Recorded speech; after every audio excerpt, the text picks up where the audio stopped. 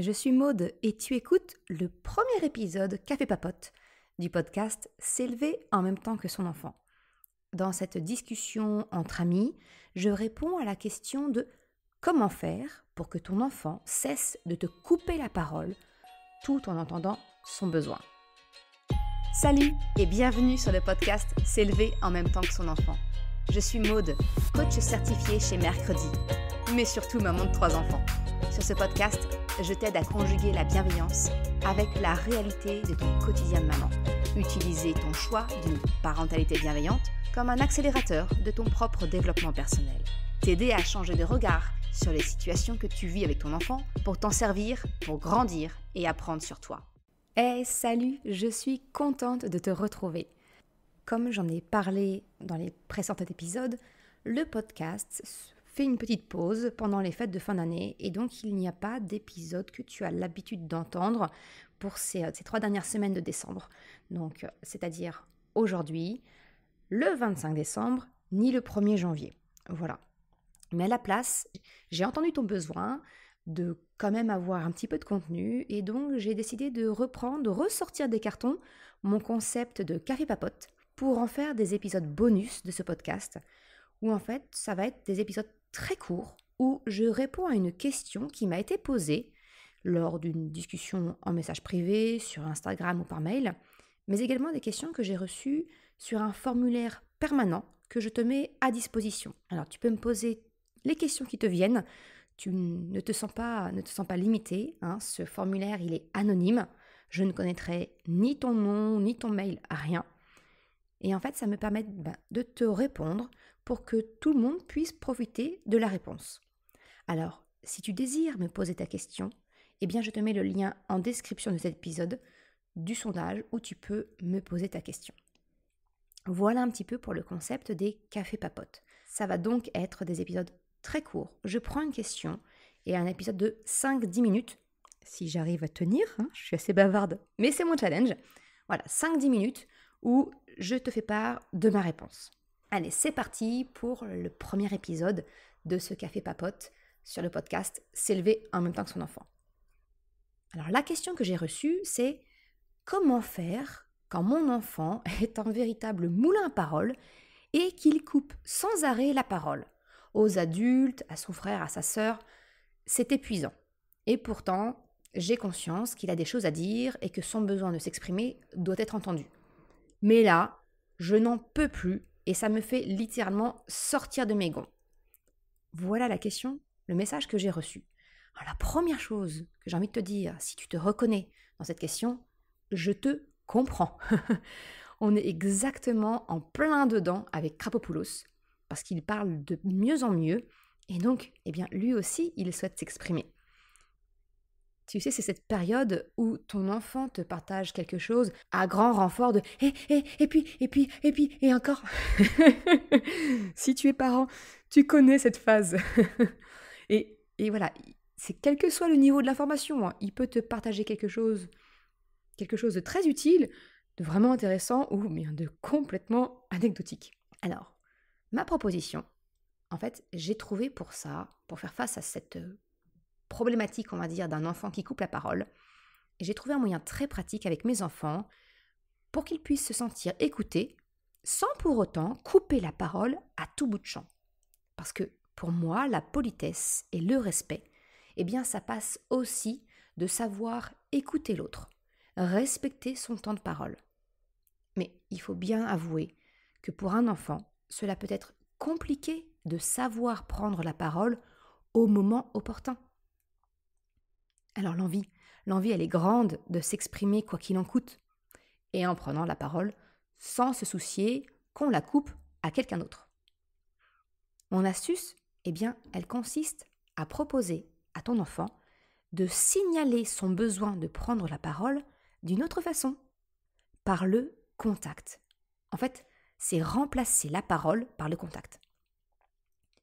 Quand ton enfant prend la parole en te la coupant, ou celle de quelqu'un d'autre, propose-lui de signaler son envie de parler en posant la main sur toi. Ce simple contact, c'est le signal de son besoin de parler, de partager quelque chose. ton enfant n'aura pas le sentiment de ne pas pouvoir s'exprimer, il se sentira entendu, alors qu'il n'a même pas encore partagé ce qu'il souhaite. En faisant cela, par ce simple geste, eh bien, tu lui apprends également à respecter la parole de l'autre. De la même façon, en fait, que des élèves lèvent la main en classe pour demander à prendre la parole, eh bien, le contact physique, c'est un moyen silencieux d'attirer l'attention de son besoin de s'exprimer. La prochaine fois que ton enfant te coupe la parole, propose-lui à la place de poser sa main sur la tienne, sur ton avant-bras ou ta cuisse. Ainsi, d'une manière silencieuse, tu entends son besoin et tu pourras lui donner la parole au bon moment. Tu peux très bien lui faire un signe de tête, lui tenir la main en retour pour lui montrer que tu as compris son message. Alors bien sûr au début, cela lui sera difficile et il pourra peut-être continuer à couper la parole. Mais en lui rappelant que tu comprends qu'il souhaite également parler, lui demander de respecter celui qui est en train de le faire et de demander son tour en te le signalant en posant sa main sur toi, eh bien, tu l'aides à apprendre cette politesse et ces valeurs qui te tiennent à cœur. Et comme toute expérience, eh bien, c'est avec le temps et la répétition que cette nouvelle habitude sera prise. Pour te partager mon expérience, Krapopoulos, il est en pleine acquisition du langage depuis 5 mois environ, c'est-à-dire juste avant ses 3 ans. Et là, il est vraiment, littéralement, en pleine explosion. Alors du coup, il a énormément à nous partager. Et pour être honnête, trouver un espace pour parler avec un frère et une sœur de 8 et 6 ans, autant te dire qu'il faut vraiment qu'il s'impose par la voix pour se faire entendre. C'est donc vraiment un festival de paroles coupées à la maison. Mais de la même manière que j'ai appris cette habitude à mes aînés, je le lui explique également. Et il a très vite compris. Franchement, quasiment aussitôt, il a pris l'habitude de poser sa main sur mon bras. Bon, actuellement, il parle directement après. Mais je lui réexplique qu'il faut patienter que son frère ait terminé de parler de sa journée, par exemple, pour pouvoir faire de même. Tu vois, comme nos enfants savent que nous respectons la parole de chacun et que surtout, nous respectons notre promesse de la leur donner ensuite, il leur est facile de patienter après. Je vois bien que cette habitude, elle est ancrée parce que mes grands le lui rappellent également.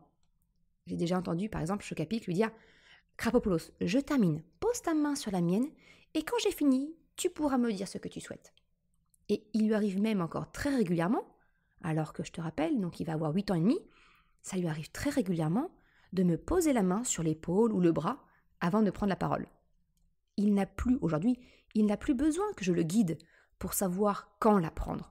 Il le sait maintenant. Mais je pense qu'il apprécie que j'ai connaissance de son désir de parler, si jamais quelqu'un reprenait la parole sans qu'il ait pu s'exprimer. Cela lui permet de s'assurer de mon soutien pour pouvoir se faire entendre au besoin.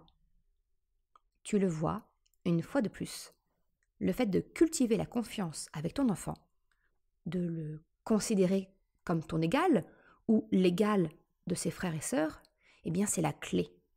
Le reste, eh bien c'est de donner un moyen d'expression silencieux. Et pour cela, rien ne vaut le contact physique. Je te remercie d'avoir écouté ce premier Café Papote. Tu retrouveras toutes les informations sur le site merrecredi.com. Je te mettrai le lien en description. Si tu désires toi aussi me poser une question et que j'y réponde lors d'un prochain épisode, d'un épisode Café Papote, eh bien je t'invite à me faire part de ta question grâce au rapide formulaire que j'ai mis en place. Tu trouveras le lien en description de l'épisode, mais également sur mon site, à la rubrique Podcast. Si tu as aimé cet épisode, s'il t'a été utile, je t'invite à le partager, à en parler autour de toi ou sur les réseaux sociaux. Ou, si tu en as la possibilité, de me laisser une note de 5 étoiles et un commentaire sur Apple Podcast. Cela me permet de le faire connaître et m'encourage à progresser. Un grand merci à celles et ceux qui prennent le temps de le faire ou même de m'envoyer un message privé pour me faire part de leurs commentaires. Ça, franchement, c'est vraiment quelque chose qui me booste énormément. Je te souhaite une excellente journée, après-midi, soirée, quel que soit le moment où tu m'écoutes, et je te dis à la semaine prochaine pour un nouvel épisode. Sachant qu'exceptionnellement, les 2 prochains épisodes seront publiés le dimanche, parce que entre nous, je pense sincèrement que tu auras mieux à faire que le samedi 25 décembre ou le samedi 1er janvier que de m'écouter. Je te souhaite d'excellentes fêtes et je te dis à la semaine prochaine. Ciao!